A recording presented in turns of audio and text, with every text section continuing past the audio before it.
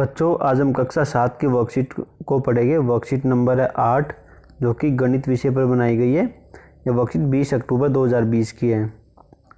आओ बच्चों वर्कशीट को पढ़ना शुरू करते हैं। वर्कशीट का जो नाम है त्रिभुज और उसके गुण। त्रिभुज है और उसके क्या क्या गुण है वो आप इस वर्कशीट में जानेंगे। मैं कौन हूँ? मैं होता हूँ प्राय झोपड़ी की छत में फूलों का सहारा देता हुआ, माँ के सैंडविच में, मिस के पिरामिड में, राजा के क्राउन में। यानी ये सब क्या है? ट्रायंगल शेप के है। देखिए है त्रिभुज के अनुसार है। ये झोपड़ी है, ये सैंडविच है, ये मुकुट है, ये पिरामिड है, ठीक है ना, ये पुल है। तो ये सब क्या है? ये सब एक त्रिभुज के आकार के हैं।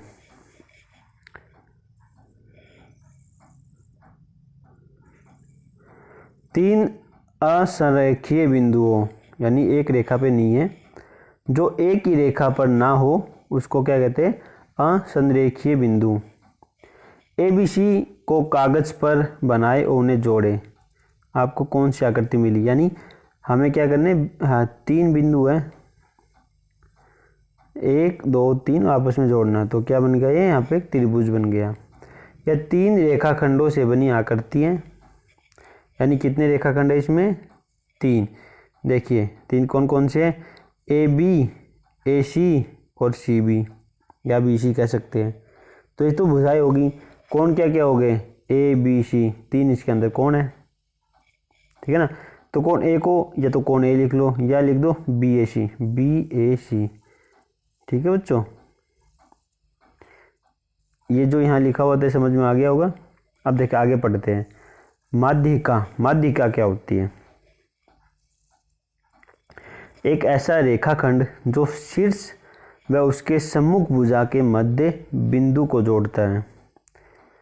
ADBECF त्रिभुज ABC की माध्यिका है। देखिए बच्चों त्रिभुज बना हुआ है, ठीक है, और रेखाखंड आएगा बिल्कुल शीर्ष से। देखिए A से आ रहा ना, अब बिल्कुल जो आगे की जो भुजा उसके मिडल में आके रुकेगा, इसको कहते हैं माध्यिका।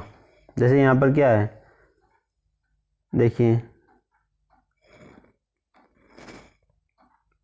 AD क्या हमारी एक माध्यिका बन गई है, ठीक है बच्चों। ऐसे यहाँ पर देखिए, यहाँ पे देखिए ये माध्यिका बन गई एक A और मतलब ये B और E। ऐसे यहाँ पर बन गई C और F। ये सब क्या माध्यिका है जो कि शीर्ष से लेकर बिल्कुल सीधी एक रेखाखंड बना देता है, ठीक है। आगे देखिए शीर्ष लंब क्या होता है? त्रिभुज के एक शीर्ष से उसके सम्मुख भुजा पर खींचा गया लंब रेखाखंड। यानी बिल्कुल सीधा एक लंब लाइन खींचती है जो कि अगली जो भुजा है उसके कहीं पर भी आ सकती है, बीच में भी आ सकती है, साइड में भी आ सकती है। तो इसको क्या कहते हैं? शीर्ष लंब। यह 90 डिग्री का होता है बच्चों। सोचे क्या किसी भी शीर्ष से शीर्ष लंब बनाया जा सकता है? माध्यिका और शीर्ष लंब में क्या कोई अंतर है? अंतर है बच्चों, बिल्कुल। ये 90 का कौन बनाता है? माध्यिका कहीं बीच में जुड़ जाती है, ये अंतर है। किसी त्रिभुज का बाह्य कोण किसी एक भुजा को एक ही ओर बढ़ाने पर बनता है। यानी ये त्रिभुज बना हुआ है, अगर कोई एक भुजा बढ़ा दूंगा तो क्या बन जाएगा? ये बाह्य कोण बन जाएगा, ठीक है ना। किसी भी आप आकृति में देख लीजिए तो ये क्या बन जाएगा? बाह्य कोण। एक त्रिभुज PQR बनाओ, यानी एक त्रिभुज बनाना PQR और एक भुजा QR को S तक बढ़ाओ। यानी त्रिभुज बनाना है PQR और क्या बोला? QR को S तक बढ़ाओ, QR को S तक बढ़ाओ। देखो S, ठीक है ना। शीर्ष R पर बना कोण, यानी ये P था, PRS बाह्य कोण कहलाता है। यानी PRS जो ये बना ना, ये कौन सा कोण कहलाता है?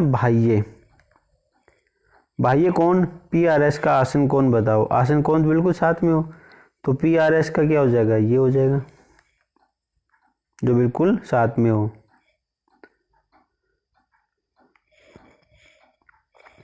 अब देखिए, अब आप प्रयास कीजिए। 4 प्रश्न दिए, 4 प्रश्नों के आपको नहीं 5 प्रश्न है, 5 प्रश्नों के उत्तर देने हैं। देखिए PM डैश है, PM क्या है, देखिए PM कहाँ पर है बच्चों, PM ये क्या है, शीर्ष लंब है, क्या है, शीर्ष लंब। इसको याद कर लीजिए बच्चों, यह नाम आपको काफ़ी जगह पर इस्तेमाल होगा, आपको याद होना चाहिए। फिर देखिए दूसरा B जो पार्ट है, PD डैश है, यानी PD कहाँ पर बच्चों, ये रहा PD। ये क्या है बच्चों, PD माध्यिका, क्या है, माध्यिका है। ठीक है बच्चों। अब C देखिए, क्या OM में QM बराबर MR, अगर है तो ठीक है Q है, और नहीं है तो Q नहीं है, यानी QM बराबर MR। QM कहाँ पर बच्चों, ये रहा QM बराबर MR। नहीं, क्योंकि ये बराबर पे नहीं कटा है, इसलिए QM बराबर MR नहीं हो सकते हैं। ठीक है, फिर है PMR। PMR की क्या वैल्यू है, PMR, यानी ये बन गया ना, तो कितने डिग्री का होगा बच्चों, 90 डिग्री का। ठीक है, ये था पहला प्रश्न। ठीक है, बहुत इजी प्रश्न था बच्चों। फिर है दूसरा प्रश्न, QPR की सम्मुख भुजा का नाम बताओ, यानी QPR कहाँ पर है, सम्मुख भुजा तो बच्चों इसकी यही है, QR है ना, बिल्कुल सामने है, तो कौन सी भुजा है, QR। दूसरे का उत्तर हो गया बच्चों।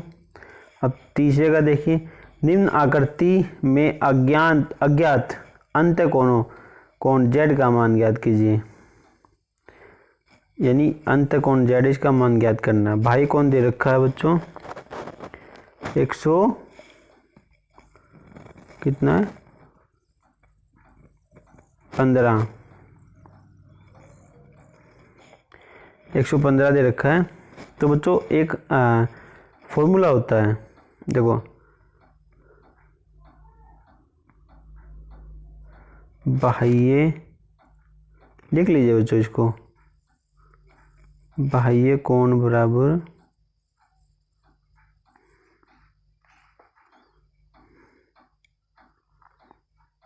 सम्मुख, बाह्य कोण बराबर सम्मुख अंतःकोणों का योग, यानी अंतःकोणों का योग। ठीक है ना, ये था फॉर्मूला। तो इससे क्या होगा बच्चों, ये फॉर्मूला याद रख लेना। तो इससे होगा क्या, देखिए, यानी ये बाह्य कोण है, तो यहाँ आ जाएगा 115 बराबर, इसके सामने वाले जो कोण होंगे उनको याद कर देते हैं, Z जमा 50। ठीक है, तो Z जमा 50 है, Z यानी 115, 50 उधर चला जाएगा, 115 में से 50 गए, यानी 65। तो यहाँ पर Z की वैल्यू क्या आ जाएगी बच्चों, 65 डिग्री।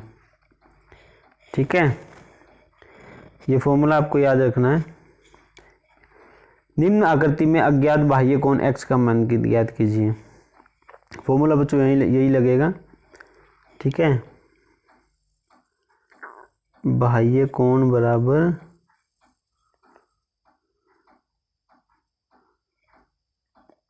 सम्मुख भुजा का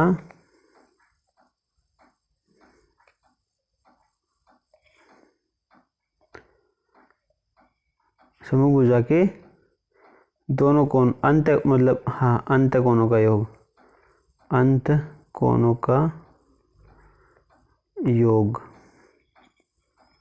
ये था फॉर्मूला, आपको याद होना चाहिए। तो फॉर्मूले से बच्चों क्या होगा, देखिए ये जो x है बराबर हो जाएगा 70 जमा 50, यानी x बराबर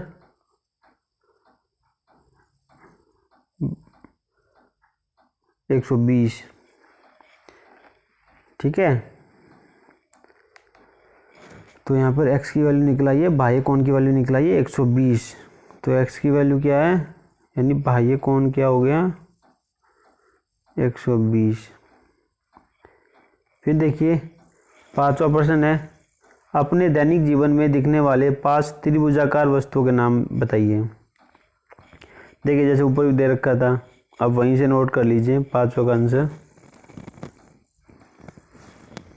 देखिए यहाँ से झोपड़ी लिखो बच्चों, छत, सैंडविच, पिरामिड, राजा का क्राउन। तो ये है 1 2 3 4 5। ये 5 दैनिक जीवन में यूज होने वाली मतलब चीज़ें हैं जो कि त्रिभुज के आकार की दिखती है। बच्चों आज की वर्कशीट में इतना ही था। ये वर्कशीट यहीं कंप्लीट होती है। अगर ये वीडियो आपको अच्छी लगी हो तो इसको लाइक कीजिएगा, शेयर कीजिएगा, सब्सक्राइब कीजिएगा। Thank you.